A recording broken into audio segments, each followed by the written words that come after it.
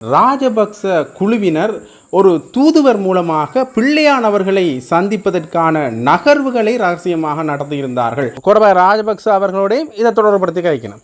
பிறகு ராஜபக்ச குழாமினர் இவரை சந்திப்பதற்கு, அதாவது பிள்ளையான சந்திப்பதற்கான சித்திரவதை செஞ்சார், கொலை செஞ்சார் என்ற சம்பந்தமாகத்தான் அவர் கைது செய்யப்பட்டிருக்கின்றார். ஆனால் அவருடைய குற்றச்செயல் அது மட்டுமே இல்லை. தமிழில் விடுதலை புலிகளோடு இருந்த காலத்தில் இடம்பெற்ற அரந்தலாவ பிக்கு கொலை, காவல்துறை அதிகாரி கொலை போன்ற பிள்ளையானூடாக அவர்களால் முன்னெடுக்கப்பட்ட குற்றங்கள் தொடர்பில் பிள்ளையான் வாய் திறந்தால் ஒவ்வொருவரும் வரிசையாக சிறைக்கு செல்வினம் என்று அவர் அப்பட்டமாக சொல்லியிருக்கிறார். சந்திரசேகரன் அவர்களிடம் நந்திக்கடல் வீதி திட்டம் குறித்து சுயிந்தன் உரையாடி கொண்டிருந்த போது அந்த அமைச்சர் சகாக்கள் அவரை தாக்கியிருக்கணும். இங்கே வன்னி பிரதேசத்தில் 2 பிரஜைகளுக்கு ஒரு இராணுவ சிப்பாய் என்ற அளவுக்கு ஒரு ஆக்கிரமிப்பை வைத்துக்கொண்டு இந்த ராமலிங்கம் சந்திரசேகரனுடைய கையாக்கள் அவரை தாக்கியிருக்கிறார். பயபீதியில் இருக்கிறார். இதை பற்றி ஒரு போலீஸுக்கு முறைப்பாடு செய்கிறதோ இல்லையோன்றதை பற்றி கூட அவர் நடுங்கி கொண்டிருக்கிறார்.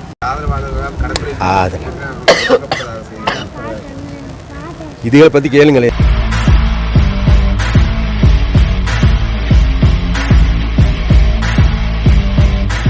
ஜெஃப்னாபடியின் சொந்தங்களுக்கு வணக்கம். பிமல் ரத்நாயக் அவர்கள் ஒரு முக்கியமான விடயத்தை குறிப்பிட்டிருக்கிறார். என்ன விடயம் என்று பார்த்தீங்கன்னா, இந்த ராஜபக்ச குழுவினர் ஒரு தூதுவர் மூலமாக பிள்ளையான் அவர்களை சந்திப்பதற்கான நகர்வுகளை ரகசியமாக நடத்தியிருந்தார்கள் என்கின்ற விடயத்தை அவர் சொல்லியிருக்கிறார். அது இப்போ ஒரு பொது வழியில் அம்பலமாக இருக்கின்றது என்ற விடய பிறப்பில் அவர் பேசியிருந்தார். இந்த பிள்ளையான் தொடர்பாக பார்க்கின்ற பொழுது பிள்ளையான் கைது செய்யப்பட்ட பிறகு பலரும் தங்களுடைய நகர்வுகளை, அதாவது பிள்ளையான சந்திக்கோணம் என்கின்ற நகர்வுகளை முன்னெடுத்திருந்தார்கள்.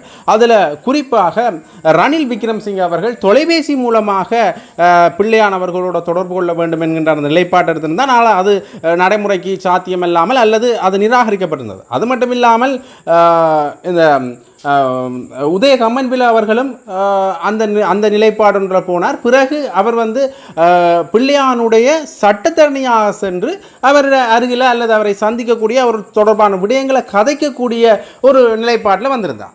ஆகவே இந்த விடயப்பரப்பில் பேசுகிற பொழுது பிமல் ரத்நாயக் அவர்கள் என்ன விடயத்தை சொல்கிறாங்க, இதற்காக ராஜபக்ச குழுவினர் இந்த பிள்ளையான் அவர்களை சந்திப்பதற்கான ஒரு ரகசிய நகர்வை அல்லது பிள்ளையானை சந்திப்பதற்காக முன்னாள் நாடாளுமன்ற உறுப்பினர் ஒருவரை எதற்காக தூதுவராக அனுப்ப வேண்டும் என்கிற விடயத்தை அவர் சொல்லியிருந்தார். அது மட்டுமில்லாமல் ஏற்கனவே அன்ரோமார் சனாயக் அவர்கள் பேசுகின்ற பொழுது இந்த தேர்தல் அரசியலுக்காக, அதாவது ஆட்சியை பிடிப்பதற்காகத்தான் இந்த உயிர்த்தநாறு தாக்குதல் முன்னெடுக்கப்பட்டது. அதில் குறிப்பாக அவர் யாரை குற்றம் சாட்டுறாருன்னு பார்த்தீங்கன்னா கோடபாய ராஜபக்ச அவர்களை. அப்போ கோடபாய ராஜபக்ச அவர்கள் ஆட்சிக்கு வருவதற்காக உயிர்த்தநாறு தாக்குதல் நடத்தப்பட்டு அவ்வளவு மக்களும் கொல்லப்பட்டார்கள் என்கின்ற ஒரு விடயப்பிறப்பில் அன்ரோமார் சனாயக் அவர்கள் பேசியிருந்தார்.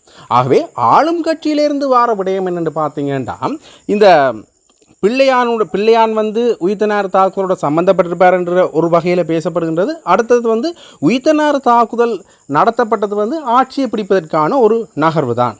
இது முன்னர் சில விடயங்கள் மூலமாக வெளிப்படுத்தப்பட்டாலும் கூட மீண்டுமே இந்த ஆட்சியில் அன்ரோமார் சனாயக் அவர்கள் சொல்கிற ஒரு விடயமாக, அதாவது புதிய அரசாங்கம் வந்த பிறகு இந்த விடயம் முன்வைக்கப்படுகின்றது. ஆகவே இந்த விடயத்தில் இன்னொரு விதத்தில் இதை பார்த்தா பிள்ளையான் தொடர்பட்டிருக்கிறார் உயிர்த்தநாறு தாக்குதலோன்ற விடயத்தையும் சொல்லினோம். அது மட்டும் இல்லாமல் முன்னாள் ஜனாதிபதி கோடபாய ராஜபக்ச அவர்களோடையும் இதை தொடர்படுத்தி கழிக்கணும். பிறகு ராஜபக்ச குழாமினர் இவரை சந்திப்பதற்கு, அதாவது பிள்ளையான சந்திப்பதற்கான நகர்வுகளை மேற்கொள்கிறார் என்று பிமல் ரத்நாயக் அவர்கள் சொல்கின்றார். ஆகவே இந்த நிலைப்பாட்டில் பார்க்கின்ற பொழுது ராஜபக்சக்களை இந்த உயிர்த்தநாறு தாக்குதலுடன் சம்பந்தப்படுத்தி அல்லது அது தொடர்பான முக்கிய விவரங்களை திரட்டுவதற்காக இந்த விடயம் மேற்கொள்ளப்பட்டதா, அல்லது எதற்காக இந்த ராஜபக்சக்களினர் பிள்ளையானை சந்திக்க வேண்டும் என்கிற விடயத்தை மிக தீவிரமாக வெளிக்கொண்டு அடுத்த கட்டமாக ராஜபக்சக்களை சிறைபிடிப்பதற்கான ஒரு நகர்வா என்றும் பலரும் தங்களுடைய கேள்விகள் எழுப்பி கொண்டிருக்கிறார்கள். அது மட்டும் இல்லாமல் இன்னொரு பக்கத்தில் இது எப்படி பார்க்கப்படுது என்று பார்த்தீங்கன்னா, இது தேர்தல் அரசியலுக்கான ஒரு படி இல்லையா? ஏற்கனவே இது பேசப்படுகின்ற விடயம்தான். ஒவ்வொரு தேர்தலையும் இந்த விடயத்தை தான் புதிய ஆளுங்கட்சி பேசி கொண்டிருக்கின்றது. ஆகவே இதுவும் ஒரு தேர்தல் நிலைப்பாட்டுக்கான நாடகமா என்றும் இன்னொரு வகையிலேயும் இந்த விடயம் பேசப்படுகின்றது. அதே மாதிரி டில்வின் சில்வா ஜேவிபியினுடைய பழம்பெரும் உறுப்பினர் டில்வின் சில்வா அவர்களும் ஒரு முக்கிய கேள்வி எழுப்பியிருக்கின்றார். பிள்ளையான் அவர்கள் இந்த ரவீந்திரன், அதாவது வந்து பேராசிரியர் துணைவேந்தர் ரவீந்திரன் அவர்களை கடத்தி சென்றார், அது மட்டும் இல்லாமல் அவரை சித்திரவதை செஞ்சார், கொலை செஞ்சார் என்ற சம்பந்தமாகத்தான் அவர் கைது செய்யப்பட்டிருக்கின்றார். ஆனால் அவருடைய குற்றச்செயல் அது மட்டுமே இல்லை. அவர் பின்னால் நிறைய குற்றச்செயல்களோடு அவர் தொடர்பட்டிருக்கின்றார். குறிப்பாக வந்து தமிழில் விடுதலை புலிகளோடு இருந்த காலத்தில் இடம்பெற்ற அரந்தலாவ பிக்கு கொலை, காவல்துறை அதிகாரி கொலை போன்ற பல சம்பவங்களை நாங்கள் இதில் சொல்லலாம். சரி, இதை மட்டும் நாங்கள் சொல்லாமல் தவிர்த்துட்டு பார்த்தாலும் கூட பின்னைய காலப்பகுதியில் வந்து பல்வேறு ஒப்பந்தங்களுக்காக இவர் கொலை செஞ்சிருக்கின்றார். ஆகவே பிள்ளையான் வந்த குற்றச்செயல்கள் வந்து நீட்சியானது. குற்றச்செயல்களில் மிக முக்கியமானவர் பிள்ளையான் என்ற விடயம் சம்பந்தமாக தான் அவர் சொல்கிறார். அப்படி ஒரு பொருளில் தான் அவர் சொல்கிறார். அவரை கைது செய்து 90 நாட்களுக்கு தடுத்து வச்சுருந்தார். பிள்ளையானை கதைப்பதற்கு நிறைய நாட்கள் இருக்கின்றன. அது மட்டும் இல்லாமல் பிள்ளையானை விசாரிப்பதற்கு காவல்துறையிட்டையும் அதிக நாள் இருக்குது. ஆனால் இப்போ ரணில் விக்ரமசிங்க, மஹிந்த ராஜபக்ச, உதயகமன் பிள்ளை, ராயுத சேனாரத்ன உள்ளிட்டார் பயந்து போய் பிள்ளையானை பாதுகாக்கிறதுக்காக திறன்றிருக்கணும். அதில் அவர் செய்கிற விஷயம் என்னென்னு பார்த்தீங்கன்னா, பிள்ளையான ஒரு தேசத்தின் வீரனாக காட்டினேன். யுத்த நெருக்கடி காலத்தில் பிள்ளையானே யுத்தத்துக்கு நிறைவு கொண்டு வந்ததாகவும் அவர்கள் கூறினர். ஏன் இவர்கள் இப்படி குழப்பம் அடையினம்? பிள்ளையான் பாயத்திறந்தா இவற்றை கூறுவார், இவர்கள் பெற்றுக் கொடுத்த ஒப்பந்தங்கள் வெளிவந்து விடுமோ என்று இவர்கள் பயஞ்சிருக்கணும். பிள்ளையான் ரகசிய காவல்துறையிடம் என்ன கூறினார் என்பதை அறிஞ்சு கொள்றதுக்காண்டி தான் இவர்கள் இப்படி பிள்ளையானை சந்திக்கிறது, தொலைபேசி குறிப்பாக ரணில் தொலைபேசி அழைப்பு விடுத்தது, இப்படியான விஷயங்களை செய்யணும். பிள்ளையானூடாக அவர்களால் முன்னெடுக்கப்பட்ட குற்றங்கள் தொடர்பில் பிள்ளையான் வாய் திறந்தால் ஒவ்வொருவரும் வரிசையாக சிறைக்கு செல்வினம் என்று அவர் அப்பட்டமாக சொல்லியிருக்கிறார். ஆகவே இந்த அரசாங்கமும் இப்போ இந்த நிலைப்பாட்டை எடுத்திருக்கு. ஆனால் தேர்தலுக்கு பிறகு இவர்கள் இந்த நிலைப்பாடு எடுக்கின்றார்கள் என்றுதான் ஒரு பேச்சு. ஏன்னா இப்பயுமே இவர்கள் மேலும் முன்வைக்கப்படுற விமர்சனம் என்னென்னு பார்த்தீங்கன்னா, ராஜபக்சக்கள் குழாமினரை கைசிவம்னு சொல்லிட்டு வந்தவை, மத்திய வங்கி பிணைமுறை மோசடியில் ரணில் விக்ரமசிங்க கைசிவம்னு சொல்லிட்டு வந்தவை. ஆனால் பெரும் புள்ளிகளை இவர்கள் இன்னுமே கைது செய்யலை, அல்ல அவர்கள் மேலே இன்னுமே கை வைக்கலை. வெறுமனே சில விசாரணைகள் அல்லது வாக்குமூலங்கள் மட்டுமே பெறப்பட்டு கொண்டே இருக்கின்றன தவிர அவர்கள் சிறைக்கு செல்வார்கள் என்று இவர்கள் கூறிய வாக்கு பொய்த்து போய்விட்டதா என்கின்ற கேள்விதான் இப்போ எழுந்திருக்கின்றது. ஆனால் இப்போ இவர்கள் இந்த விடயத்தை சொல்லினோம், இது தேர்தல் அரசியலுக்கானதா என்பதையும் கொஞ்சம் பரிசீலித்து பார்க்க வேண்டும். முல்லைத்தீவில் வந்து அமைச்சர் சந்திரசேகரன் ஆதரவாளர்கள் வந்து கடல் தொழிற்சங்கத்தின் தலைவர் மீது தாக்குதலை மேற்கொண்டிருக்கணும் என்று தமிழ் தேசிய மக்கள் முன்னணி என்ற நாடாளுமன்ற உறுப்பினர் கஜேந்திரகுமார் பொன்னம்பலம் அவர்கள் தெரிவிச்சிருக்கிறார். ஜாழ்ப்பாணத்தில் இன்றைக்கு இடம்பெற்ற ஊடகவியலாளர் சந்திப்பில் தான் அவர் இந்த விஷயத்தை சொல்லியிருக்கிறார். இதில் அவர் என்ன விடயப்பரப்பில் பேசுகிறார் என்று பார்த்தீங்கன்னா, சந்திரசேகரன் அவர்களிடம் நந்திக்கடல் வீதி திட்டம் குறித்து சுயிந்தன் உரையாடி கொண்டிருந்த போது அந்த அமைச்சர் சகாக்கள் வந்து அவரை தாக்கியிருக்கணும் என்று அவர் சொல்லியிருக்கிறார். நேற்றைய தினம் இங்கே வடமாகாணத்தில் வேரூண்டி கடந்த 15 வருஷமாக வந்து இருக்கிற வடமாகாணத்தை சாராத ஒரு அமைச்சர் சந்திரசேகரன், ராமலிங்கம் சந்திரசேகரன் தேர்தல் பிரச்சார வேலையிலே ஈடுபடுவதற்கு நேற்று முல்லைத்தீவுக்கு சென்றிருக்கின்றார்.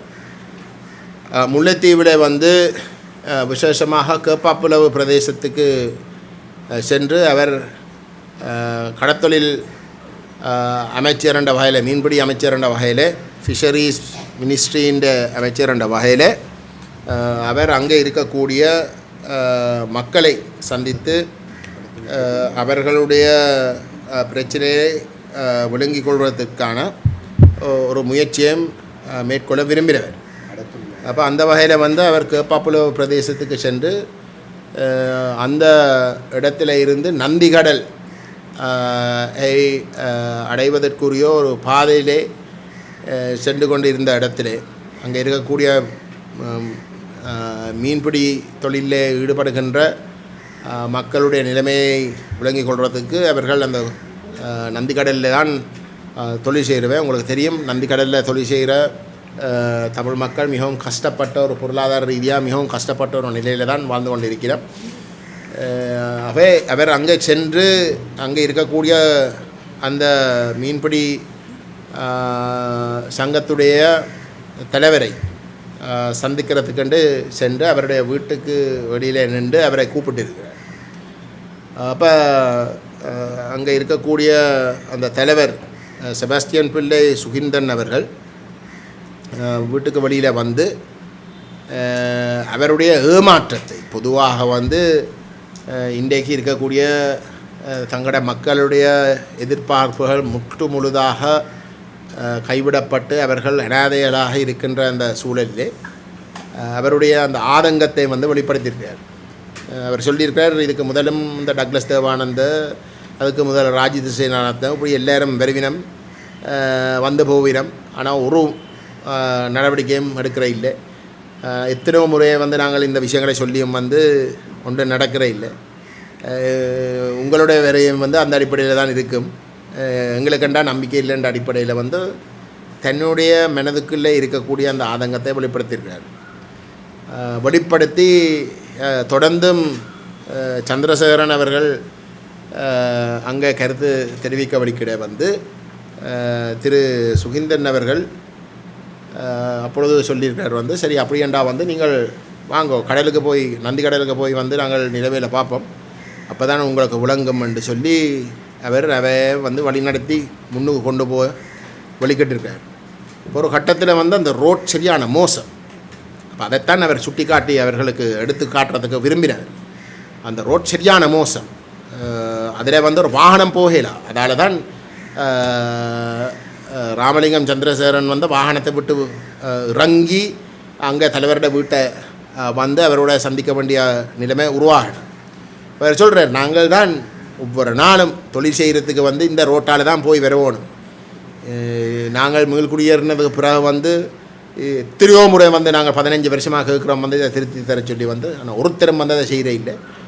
இதால் வந்து நாங்கள் எங்களோட தேவைப்படுற பொருட்கள் எல்லாத்தையும் தொழிலுக்கு செய்கிறதுக்குரிய பொருட்களை கொண்டு போய் ஒரு மனுஷன் போய் வரலாமா, அந்த நிலையில் தான் வச்சிருக்கிறீர்கள்.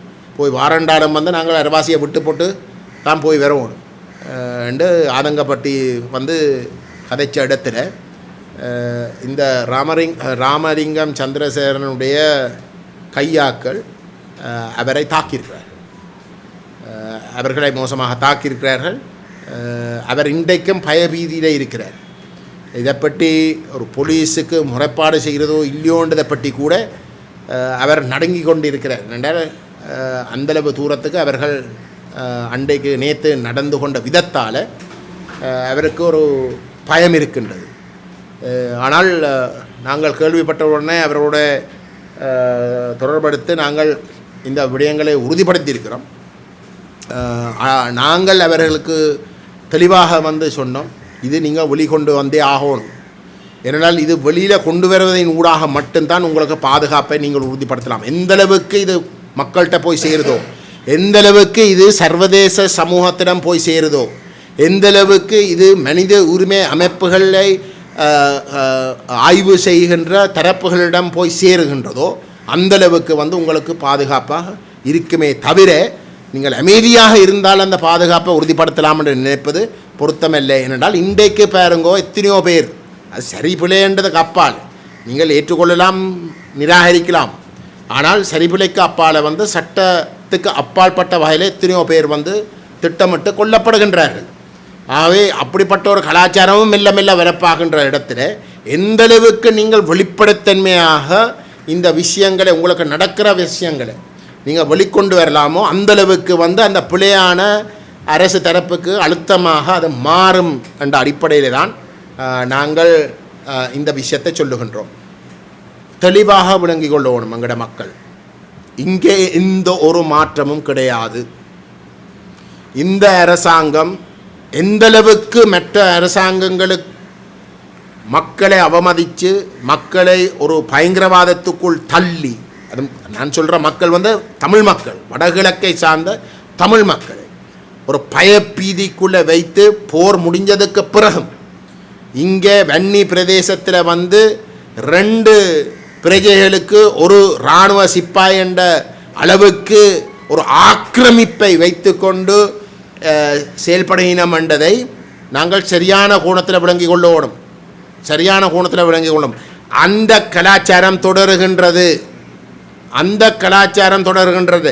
இதுக்கு முதல் இருந்த அரசியல்வாதிகள் தங்களுடைய சிலவழிலே அரசாங்கம் அதை விரும்பாவிட்டாலும், இல்லாட்டி அரசாங்கம் ஒரு கட்டளையிட்டு இப்படித்தான் நீங்கள் நடந்து கொள்ளும் என்று சொல்லாவிட்டாலும் அவர்களுடைய மிக கேவலமான நடத்தையால் கணிசமான விஷயங்கள் செய்திருக்கக்கூடும். ஆனால் இந்த ஜேவிபி என்றது அப்படிப்பட்ட ஒரு கட்சி அல்ல. ஜேவிபி மிகவும் கட்டுக்கோப்புக்குள் வேலை செய்கின்ற ஒரு கட்சி.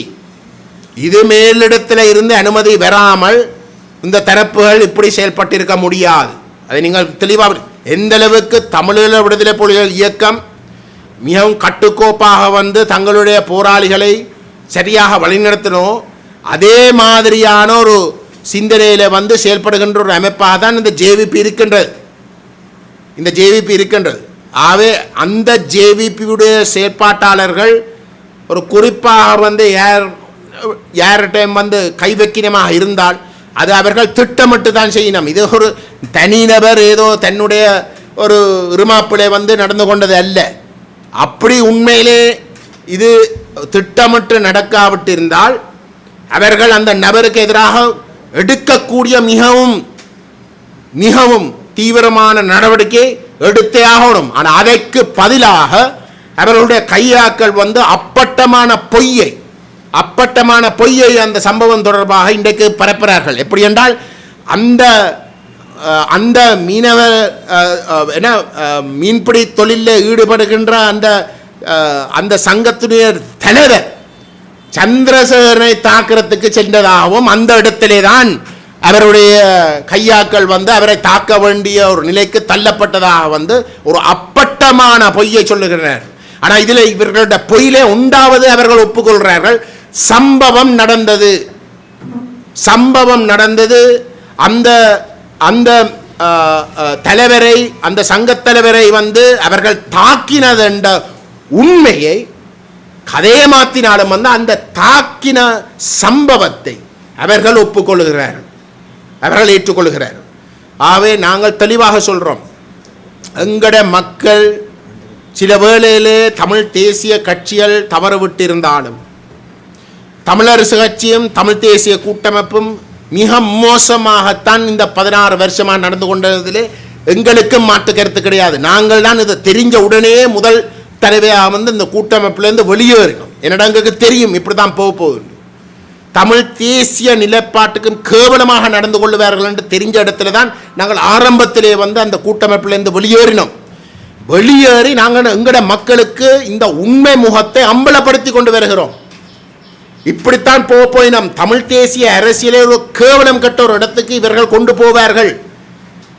எந்த அளவுக்கு கொண்டு போவார்கள் என்றால் தமிழ் அரசியலில் இருந்து தமிழ் தேசிய நீக்கத்தை செய்கிற அளவுக்கு அவர்கள் கொண்டு போவார்கள் என்றதை நாங்கள் வெளிப்படையாக சொல்லிக் கொண்டு வருகிறோம். 16 வருஷமா மக்கள் நாங்கள் சொன்ன கருத்தை ஏற்றுக்கொள்ளாமல் எங்களை நிராகரித்திருந்தாலும் கூட நாங்கள் அந்த பொய்யை அந்த உண்மையை அம்பலப்படுத்துறதை நாங்கள் நிப்பாட்ட இல்லை, தொடர்ந்தும் செய்து கொண்டு வருகிறோம் 16 வருஷமா. அப்படிங்க சொல்றார். ஆகவே அந்த மிக கேவலமான தமிழ் என்ற பேருக்கு மட்டும் கட்சியின் பெயரை வைத்துக்கொண்டு அந்த கட்சியுடைய சொல்லப்படுகின்ற கொள்கைக்கு நேர் மாறாக நடந்து கொள்கிற வகையிலே தமிழ் தேசிய கூட்டமைப்பும் தமிழரசு கட்சியும் நடந்து கொண்டதை வைத்து அவர்களுக்கு பாடம் படிப்பிக்கிறது என்ற பேரில் போய் தமிழ் தேசியத்தை முற்றுமுழுதாக அழிக்கிறதுக்கு நாங்களே அனுமதி கொடுத்திருக்கிறோம் என்று காட்டக்கூடிய அளவுக்கு இந்த ஜனதா விமுக்தி பெரமுன போன்ற தென்னிலங்கையை சார்ந்த சிங்கள இன வெறி பிடித்த தரப்புகளுக்கு வாக்களிக்கிறது அதுக்கும் விட ஒரு மடத்தனம் கிடையாது. தயவு செய்து எங்களுடைய மக்கள் தெளிவாக விளங்கி கொண்டு துரோகம் அளித்த தமிழ் தேசியம் பேசிக்கொண்டு இருக்கக்கூடிய தமிழரசு கட்சி போன்ற தரப்புகளை நிராகரித்து நேர்மையாக பயணிக்கிற தமிழ் தேசிய பேரவைக்கு இந்த சைக்கிள் சின்னத்துக்கு தயவு செய்து வாக்களியுங்கள். அதை நீங்கள் செய்யுங்கள். சரியான தரப்பை அடையாளப்படுத்தி வாக்களியுங்கள். ஆனால் அவர்கள் செய்கிற பிழைக்காக போய் நாங்களாகவே விரும்பி நாங்கள் என்னத்துக்கு கோபம் அடைகிறோம்? தமிழ் தேசியம் சொல்லி தமிழ் தேசியத்துக்கு மாறாகவே ஏமாத்திருக்கிறோம் என்ற கோபத்தில் போய் தமிழ் தேசியமே எங்களுக்கு வேண்டாம் என்று சொல்லக்கூடிய ஒரு தரப்புக்கு போய் வாக்களிக்கிற ஊடாக நாங்கள் எதையும் அடைய போகிறதில்லை, எந்த ஒரு நன்மையும் அடைய போகிறதில்லை. மாறாக இன்றைக்கு ஒரு தவறான முடிவை இந்த உள்ளூராட்சி தேர்தலில் நான் எடுத்தவமாக இருந்தால் எங்களுடைய எதிர்கால சந்ததிகளுக்கும் நாங்கள் இன்றைக்கே அவர்களுடைய எதிர்காலத்துக்கு ஆப்பு வைக்கிறதாகத்தான் இருக்கும். தயவு செய்து எங்களோட மக்கள் அதை செய்யக்கூடாது என்று நான் உரிமையோடு நம்முடைய மக்களிடம் கேட்டுக்கொள்ள விரும்புகிறேன்.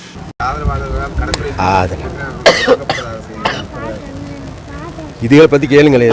இங்கே முக்கியமான அமைச்சர்மார்கள் வந்திருக்கிறாங்க, இதுகளை பற்றி கேளுங்க. அதை கேளுங்க, துண்டா கேளுங்க, வேணும் நான் சொல்கிறேன் உங்களுக்கு தனியாக.